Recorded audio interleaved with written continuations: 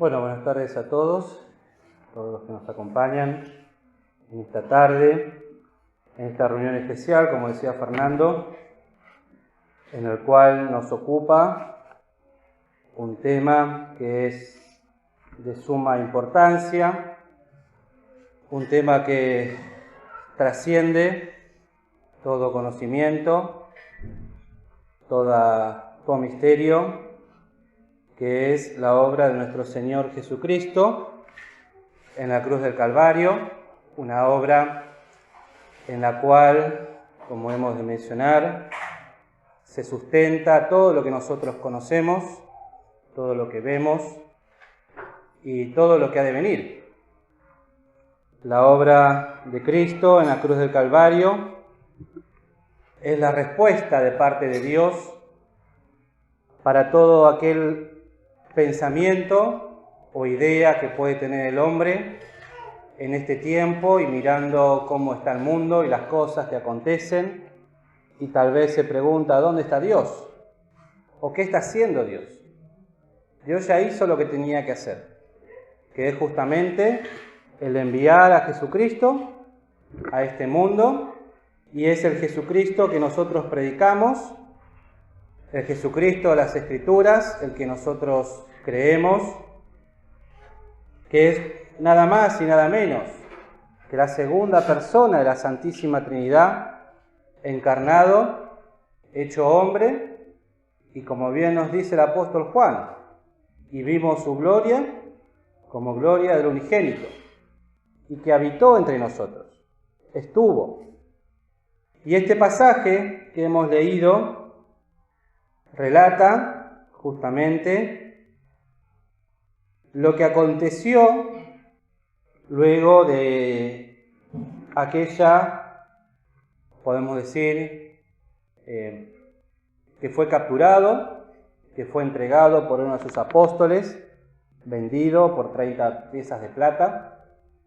Es posterior a la crucifixión, cuando nuestro Señor es juzgado injustamente, como también nos revela que tenía que caer y ser contado entre los pecadores, y tenía que ser juzgado un injusto juicio, un juicio totalmente arbitrario, que lo único que buscaba el pueblo de Israel y los judíos era crucificarle. Pero era el tiempo en el que el Señor tenía que padecer, porque así estaba escrito y así lo reveló en las Escrituras, cuando les dice a sus apóstoles unos días antes, unas semanas antes, desde aquel tiempo comenzó a Jesús a declarar a sus discípulos que le convenía ir a Jerusalén y padecer mucho de los ancianos y de los príncipes de los sacerdotes y de los escribas, y ser muerto y resucitar al tercer día. Jesucristo tenía bien en claro cuál era su tarea, a qué había venido, por qué el Padre lo había enviado. Y es justamente, como decíamos, es la manifestación de Dios, del amor de Dios, para toda la humanidad, para todos los hombres de esta tierra que ya han pasado por ella, los que estamos y los que han de venir. Por eso, en ese texto tan conocido, ¿no?, cuando dice que de tal manera amó Dios al mundo que ha dado a su unigénito Hijo, para que todo aquel que en él cree no se pierda, mas tenga vida eterna. Y eso es lo que nosotros predicamos, lo que nosotros enseñamos en las escuelas dominicales, en las reuniones de jóvenes, en las reuniones de mujeres, en la predicación del Evangelio, en la cena del Señor.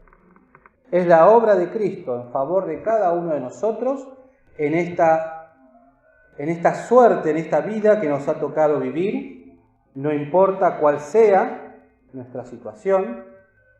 Todos y cada uno de nosotros, a lo largo de la vida, hemos escuchado, aunque sea una vez, el Evangelio. No hay alma que se haya ido de este mundo sin haber escuchado alguna vez el Evangelio de salvación. Y este pasaje que hemos traído en esta tarde, justamente, es el pasaje que encabeza lo que podemos decir culmina la obra de Jesucristo, que es su resurrección. Es la resurrección corporal del Señor. Por eso acá nos dice en el primer día de la semana, o sea, el domingo, muy de mañana, vinieron al sepulcro trayendo las drogas aromáticas que habían aparejado y algunas otras mujeres con ellas. Y hallaron la piedra revuelta del sepulcro y entrando no hallaron el cuerpo del Señor Jesús. Este relato se menciona en los otros evangelios y la historia cuenta que esta piedra, este sepulcro nuevo en el cual José de Arimatea había puesto al Señor Jesucristo, era una piedra muy grande, de mucho peso, de un diámetro importante, el cual no era fácil moverlo, se necesitaban muchas personas para quitarlo. Y es mucho lo que las Escrituras revelan sobre estos momentos, porque lo que sí se sabe por ellas es que la guardia romana custodiaba este lugar. Justamente porque uno de los fariseos recordó que Cristo había dicho que Él iba a resucitar.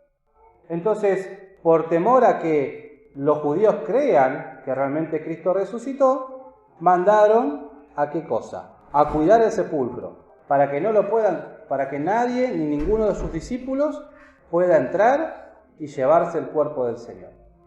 Pero esto no hizo falta, porque el Señor Jesucristo resucitó. Ahora lo importante es justificar. ¿Por qué Cristo pudo resucitar de los muertos? ¿Por qué tenía este poder? ¿Quién le daba este poder? ¿Y por qué es, podemos decirlo así, una doctrina fundamental para nosotros, para toda la humanidad? Y es justamente por esto que veníamos mencionando. Cristo, el Verbo, la segunda persona de la Santísima Trinidad, encarnado como hombre, sin pecado y sin mancha, tentado según nuestra semejanza, pero sin pecado. Cristo padeció durante toda su vida, sus 33 años de vida, ataques diabólicos, ataques de su familia, ataques de sus discípulos, ataques de sus amigos, ataques de los fariseos, de todas maneras, de todas formas, ataques para hacerlo caer. Pero el Señor Jesucristo, nuestro Dios y Salvador, no tenía pecado. Por eso, de dentro de Él no podía surgir pensamientos, cuestiones que lo hagan pecar, pero sí las recibía. Y Él usó lo que se denomina el derecho o la opción de decir no voy a pecar. Es algo que Adán y Eva tenían en el momento de la creación, allí en el principio, cuando fueron creados a imagen y semejanza de Dios, santos y sin pecado, la opción de decir yo no quiero pecar. Pero Adán y Eva usaron mal ese derecho, esa opción, y pecaron. Y eso es lo que provocó la caída del hombre. Una caída que empezó por ellos y se siguió y nos acompaña hasta el día de hoy en cada uno de nosotros, los presentes en esta noche y los que no están, que todos nosotros somos pecadores. Y por este pecado que se origina, tenemos una ley que nos dice que la paga del pecado es muerte. Pero no solo la muerte física que nosotros conocemos, que la vemos, que la palpamos, cuántos seres queridos hemos perdido, hemos visto partir de este mundo.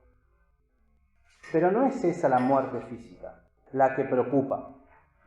Y después vamos a ver por qué. La que tiene que preocupar al alma es la muerte espiritual.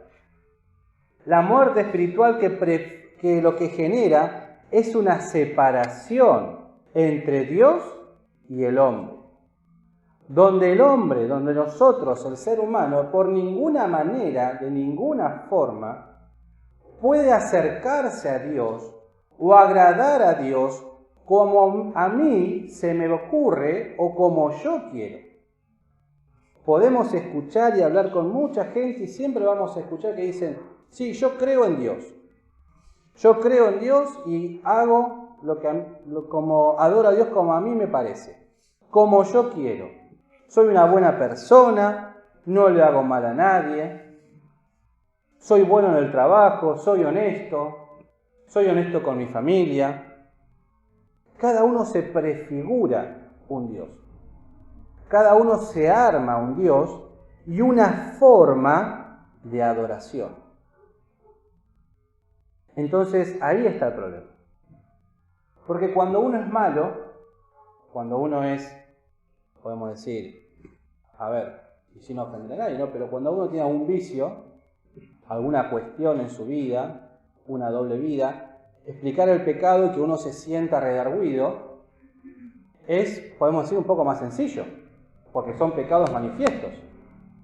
El problema también se genera, y es más difícil, cuando la persona es moralmente correcta.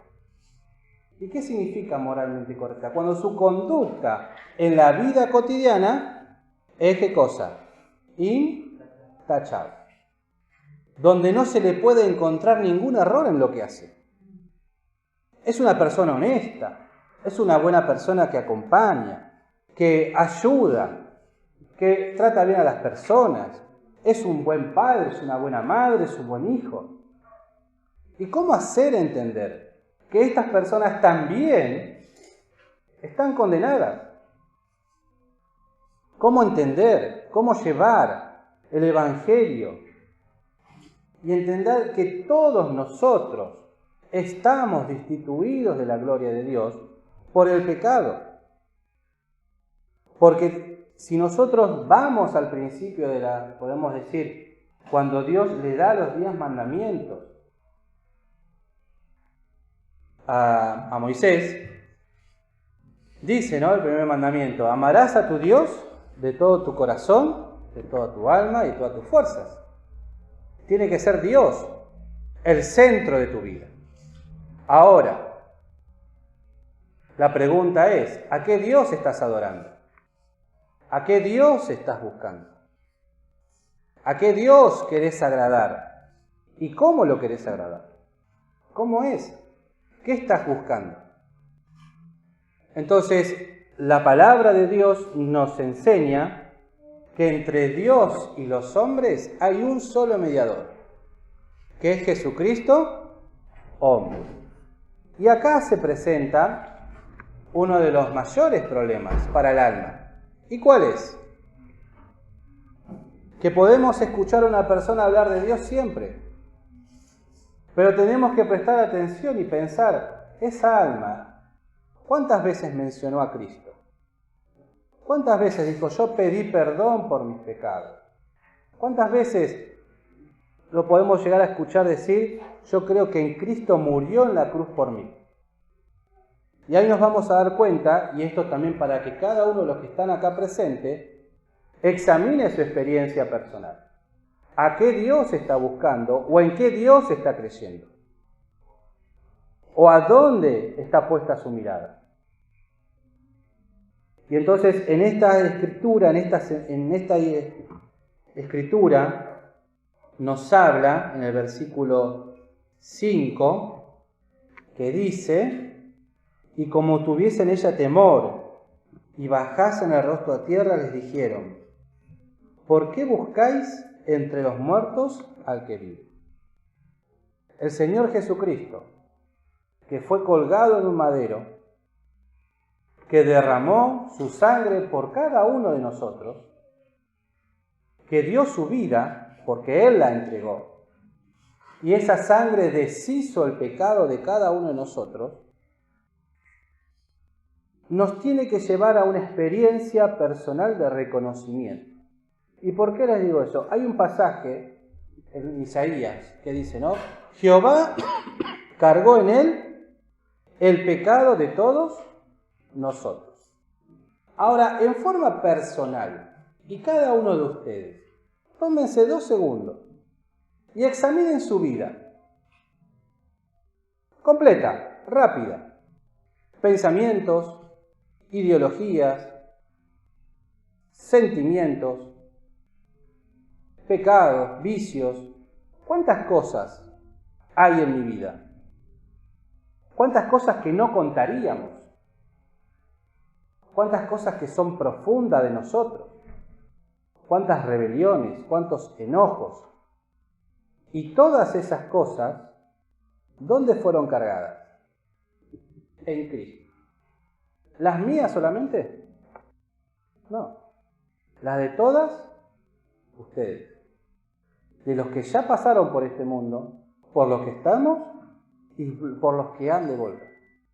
Por eso el Señor en la cruz, en un momento, clama a gran voz y dice: Dios mío, ¿por qué me has desamparado? Porque en ese momento, sobre el Señor Jesucristo, eran cargados todas nuestras inmundicias. Entonces, el hombre crucificado, que como dijimos al principio, era la segunda persona de la Santísima Trinidad, Dios humanado, Dios lo tiene que dejar. No puede tomar contacto ¿con qué? Con mis inmundicias. Y eso es lo que Cristo le tenía temor, a ese momento en el cual iba a estar solo, colgado en un madero, con todas nuestras porquerías. Ese momento era el que Cristo le tenía temor y oraba al Padre diciendo: si es posible, pasa este vaso.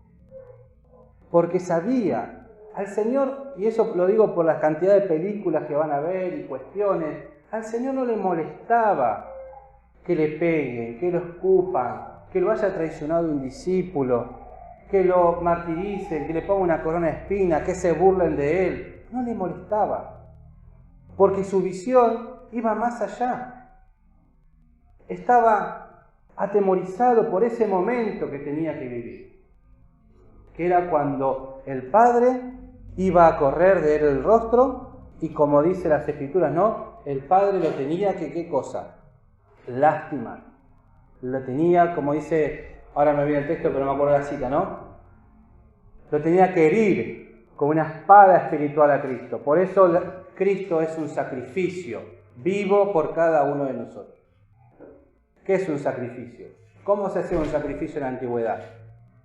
O sea, tomaba un animalito y se lo mataba. Bueno, espiritualmente, Cristo tuvo que padecer esa muerte, esa separación del Padre, por causa de nuestros pecados, por causa de lo que yo soy. Y ahora el Señor, en ese momento, la sangre de Cristo que va derramando, va deshaciendo el pecado. Lo va deshaciendo. Y decimos que la muerte de Cristo es voluntaria, porque en un momento, ¿qué vuelve a decir Cristo? Clamando a gran voz: Padre, en tus manos encomiendo mi espíritu. ¿Y qué diferencia hay con lo que dijimos primero? Dios mío, y ahora que diga Padre. Que esa separación que hubo, cuando Cristo deshace el pecado, se vuelve a unir, porque ya no había pecado en Cristo. Ya el pecado de todos nosotros que Dios cargó en Él, fueron deshechos. Se terminó, no está más. Cristo pagó, tomó mi lugar. Por eso la muerte de Cristo van a escuchar que es vicaria y expiatoria. Tomó mi lugar y pagó el precio que yo tenía que pagar. Ayer decíamos con los jóvenes, a cada uno de nosotros, por nuestros pecados, tendríamos que ser colgados nosotros en un madero. Eso es lo que significa que la muerte de Cristo es sustituta, es vicaria. Porque en vez de yo tener que ir a un madero y pagar por lo que soy, ¿quién tomó mi lugar? Cristo. Eso es lo que predicamos en la iglesia. Eso es lo que predicamos en el Evangelio de Jesucristo, lo que nos enseña la Biblia. Entonces, cuando Cristo entrega su espíritu, dice: Dios, Padre, en tus manos encomiendo mi espíritu, es un momento doctrinal, es algo doctrinal que tenemos que tener bien claro. Cristo no murió por los clavos, no murió desangrado, no murió por los golpes. Él dio su vida. Por eso decía: yo tengo el poder para ponerla y ¿para qué? Y volverla a tomar. Ahí es cuando el Señor vuelve a tener comunión con el Padre y se lo entrega y da el Espíritu. Ahora, esto que nosotros mencionamos como algo doctrinal, pero real, verídico y que sucedió, a Cristo le da el derecho ¿de qué? De vencer a la muerte. Porque ¿qué dijimos al principio? No sé si lo dijimos. La paga del pecado es muerte. Si Cristo no tenía pecado, no podía morir. La muerte no lo podía retener. No podía tener a alguien que no tenga pecado. No podía. No tenía derecho legal sobre Cristo. Por eso Cristo puede resucitar. Hay muchas cosas que pasan esos 3 días, que Cristo hace, pero 3 días. Y Cristo resucita. Por eso el Evangelio, bien predicado, el Evangelio de las Escrituras, de esta palabra de Dios, el Cristo, es la única religión que ustedes van a encontrar afuera. Está mal dicho. No van a encontrar ninguna otra religión que les ofrezca un Dios vivo y verdadero, y que ofrezca vida eterna. Entonces, el Señor Jesucristo toma nuestro lugar y podemos decir con total seguridad y fe que Cristo vive. Cristo vive y está sentado a la diestra del Padre. Y esto de la resurrección, que en la escuela dominical lo venimos estudiando bastante estas últimas semanas, es lo que completa porque la obra del Señor. Porque si nosotros no creemos en la resurrección del Señor Jesucristo y solamente creemos en la obra de Cristo, los más miserables de los hombres somos. ¿Por qué? Porque la resurrección de Cristo es lo que nos da esperanza a cada uno de nosotros. La resurrección de Cristo es lo que le da el cierre a la obra de salvación y de redención. Nos da esperanza por lo que ha de venir. Da esperanza a los que están durmiendo en Cristo. Nos da esperanza a nosotros. Si ustedes miran este mundo en el cual vivimos, ¿esperanza de qué podemos encontrar?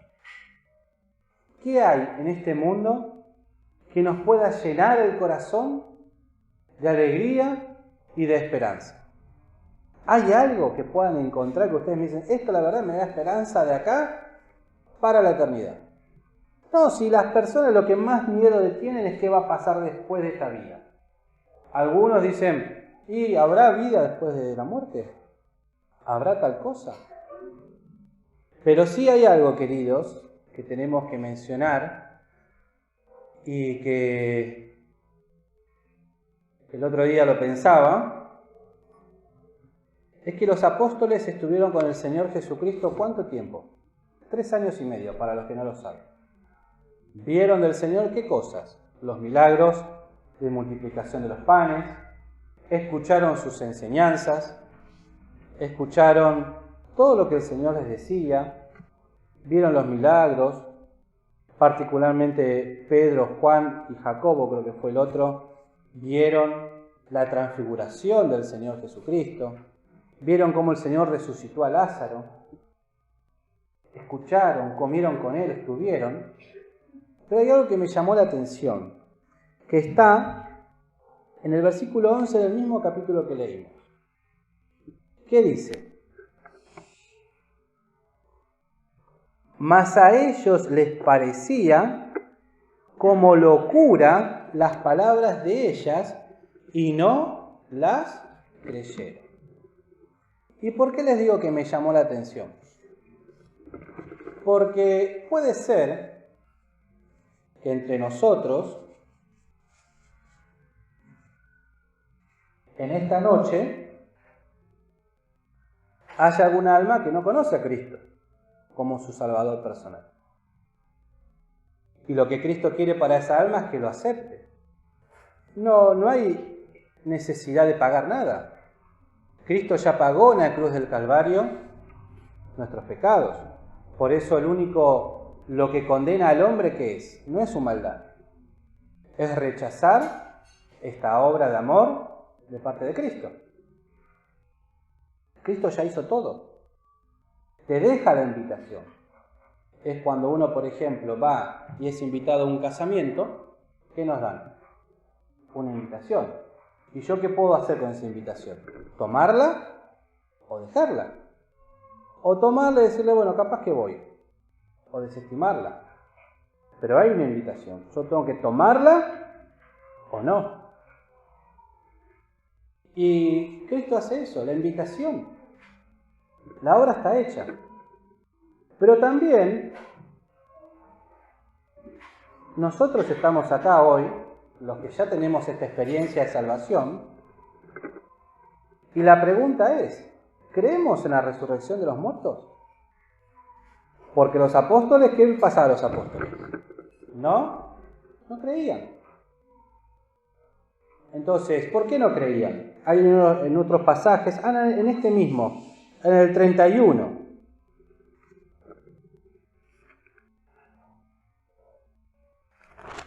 Aunque no es ese, perdón, el 45, den vuelta a la hoja. Cuando dice que el Señor les recuerda lo que Él les había hablado,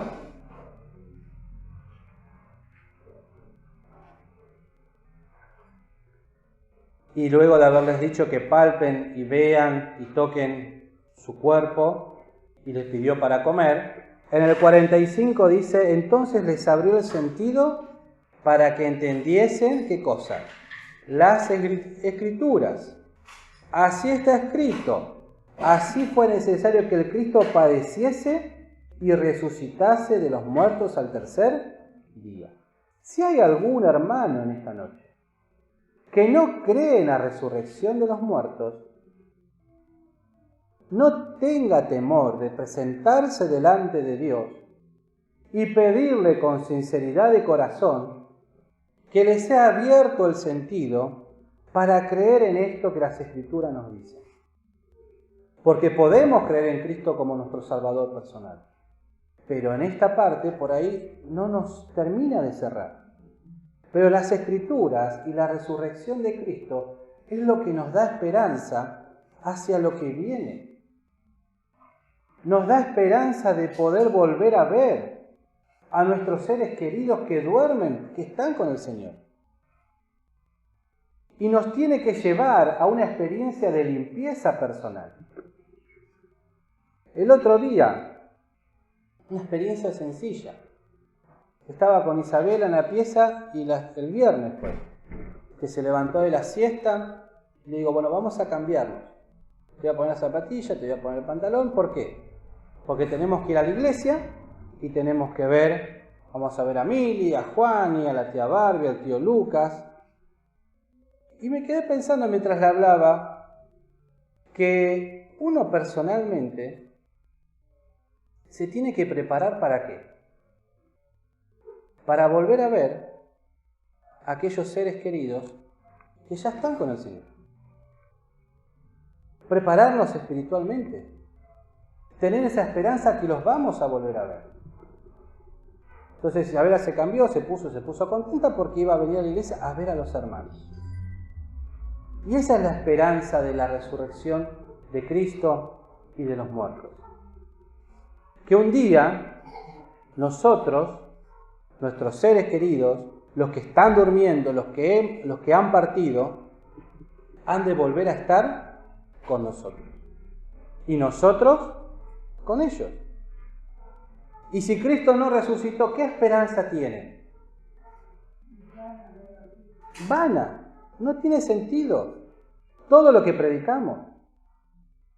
Entonces, si yo en mi corazón personalmente estoy enojado porque el Señor se llevó a un familiar, porque el Señor se apuró y no me dejó disfrutar a quien sea de mi familia, que lo podría haber disfrutado muchos años después, pero yo sé que esa persona creyó en Cristo Jesús como su Salvador personal, la voy a volver a ver si tengo la misma esperanza. Y algo que tenemos que tener bien claro es que nadie se va de este mundo sin haber recibido el Evangelio de salvación. Pero Dios es un Dios que no obliga a nadie. Dios ofrece la salvación. Dios ofreció a su Hijo. Cristo se ofreció a sí mismo. El Espíritu Santo ofrece la salvación. Yo tengo que tomar la decisión. Si quiero o no quiero. Si quiero aceptar este regalo precioso que Dios me dio, que lo hizo por amor, no porque tenía la obligación, porque si vamos a eso, ¿de quién fue la culpa que pecó el hombre? Nuestra. Pero Dios lo ofrece, Dios lo entrega y no se cansa de llamarnos una y otra vez, semana tras semana, con experiencias, con algún pasaje, algún familiar, a volver, a arreglar mis cuentas con Él, pedirle perdón. Entonces, en esta noche, uno tiene que pensar, ¿qué voy a hacer con Cristo? ¿Qué voy a hacer con lo que Él me da? ¿Lo voy a volver a rechazar? ¿Voy a volver a mi vida pasada? ¿Me voy a volver ahí? Bueno, ya fui a la iglesia, ya cumplí con mi mamá que me dijo que venga, ya cumplí con mi marido que me invitó, ya cumplí con mi esposa que la acompaño porque no me quedó otra. Bueno, un domingo al año la voy a acompañar. Esa es la vida que queremos para nosotros, para nuestros hijos. Sabiendo que si uno no los educa en el camino del Señor, un día se pueden ir al infierno. A mí me aterra pensar que mis hijos no quieran aceptar a Cristo Jesús como su Salvador personal y se pierdan eternamente. ¿A ustedes no? Da temor. Porque uno los ama y quiere lo mejor. Entonces, ¿qué voy a hacer? Sí, voy a mandar a mi hijo a la iglesia. Pero yo no voy a ir. Para mí no es eso. Yo no lo voy a creer. Entonces no seamos tercos. No seamos duros de corazón. Si ya está todo hecho. El Evangelio está de lado. Cristo resucitó. Cristo está vivo. Cristo está esperando venir a buscar a la iglesia. Y te vas a quedar, vas a vivir la tribulación, te vas a dejar marcar por la bestia, te vas a ir al infierno. ¿Cuántas cuestiones podemos tener en nuestra cabeza? ¿Cuántos pensamientos? Limpiémonos. Es la sangre de Cristo que limpia las conciencias, que limpia los pensamientos, que limpia todo lo que hay en mi vida. Pero tengo que pedírselo al Señor, ayúdame. Porque no tengo la fe para ir todos los domingos a la iglesia. No tengo la fe para creer. No tengo la fe para dejar lo que tengo que dejar. Ayúdame. ¿Ustedes piensan que el Señor nos va a ayudar? Sí que lo va a ayudar. Está esperando. Entonces, esto es lo que nosotros predicamos y tenemos que entender, aceptar y vivirlo. Que Cristo Jesús resucitó de los muertos y en Juan 11, capítulo 25, dice: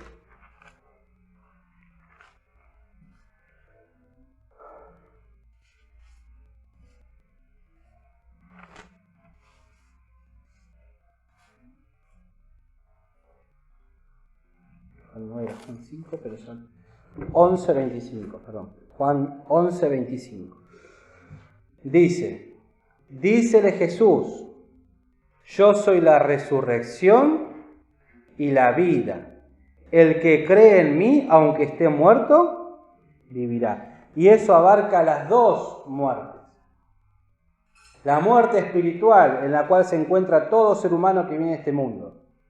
Si cree en Cristo, aunque esté en esa situación, va a resucitar espiritualmente. ¿Por qué? Porque Cristo da vida. Cristo venció a la muerte y con su muerte nos vivifica, nos da la vida. Y aquellos que se han ido de este mundo ya, están esperando en los cielos volver a buscar ¿qué cosa? ¿Qué quedó acá? El cuerpo. ¿Lo creo? O me parece, o estoy como los apóstoles, como Tomás. Si no lo veo, no lo creo.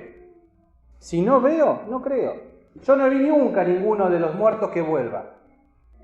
Quédense tranquilos que no van a volver para darte testimonio. Porque las Escrituras dicen, tienen a los apóstoles, tienen a los profetas y tienen la ley y la palabra. Con esas cosas nos alcanza.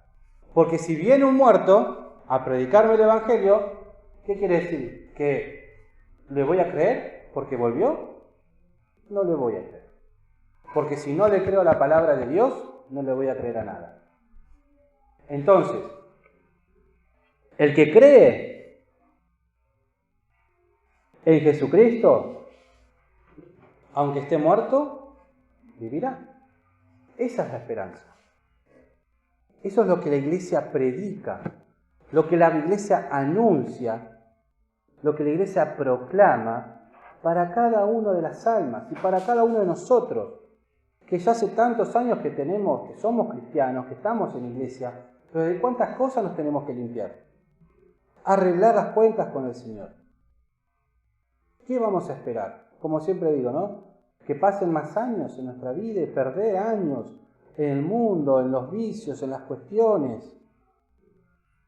Cada uno de nosotros ha sido dotado por Cristo, por el Espíritu Santo, con dones espirituales. ¿Qué esperamos para manifestarlo, para hacerlos crecer, para tomar la decisión de bautizarme, de seguir en los caminos del Señor? Y todo eso lo puedo hacer y lo puedo pensar porque Cristo venció y porque Cristo vive.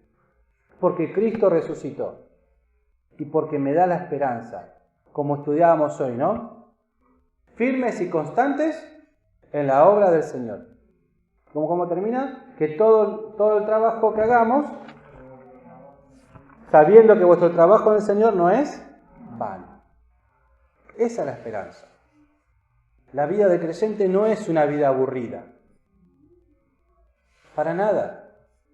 Es una vida que día a día presenta desafíos nuevos espirituales, de crecimiento, de auxilio, de socorro. Vamos a tener pruebas, sí, vamos a tener luchas, sí, vamos a tener tristeza, sí, pero vamos a tener con quién pasarlas al lado. Cuando no hay esperanza, cuando no hay nada, cuando estamos solos y vemos que no tenemos forma de salir adelante, ¿quién es el que está al lado mío? El Señor. Y el Señor te llama, el Señor te invita, el Señor te busca. Y una vez, y otra vez, y otra vez. ¿Por qué? Porque Cristo resucitó. Y esa es la prueba de nuestra fe. Esa es la prueba de nuestra esperanza, el fundamento de nuestra esperanza. De que Cristo resucitó y que Cristo ha de volver. Y vuelve. Y ustedes miren a su alrededor. Las señales de los tiempos se están cumpliendo. No hay nada que falte cumplir. Lo único que resta es que se cumpla el número de los redimidos. Que el último de los que Dios conoce que se tiene que convertir lo haga. Y luego de eso, el fin. Comienza otra dispensación, otra forma de salvarse, donde van a tener que dar su vida, si no quieren, irse al infierno. ¿Qué es más fácil? ¿Creer en Cristo ahora o dar la cabeza en un futuro, en unos años? 3 años. Si Cristo viene hoy, en 3 años vas a tener que tomar esa decisión. Si te dejas marcar o das tu vida para salvarte. ¿Qué va a ser más fácil? Tal vez a alguno de los que está acá les toque esa experiencia. Bueno, que el Señor los ayude. Porque van a tener que dar su vida. No hay otra forma. La Escritura los dice. Y se van a acordar de lo que escucharon. Entonces la invitación está. ¿Quieres creer en Cristo Jesús como tu Salvador personal? La invitación está. Vamos a bajar nuestros rostros un momento. Vamos a orar, la iglesia que ore por todos nosotros. ¿Quién quiere recibir a Cristo Jesús como su Salvador personal?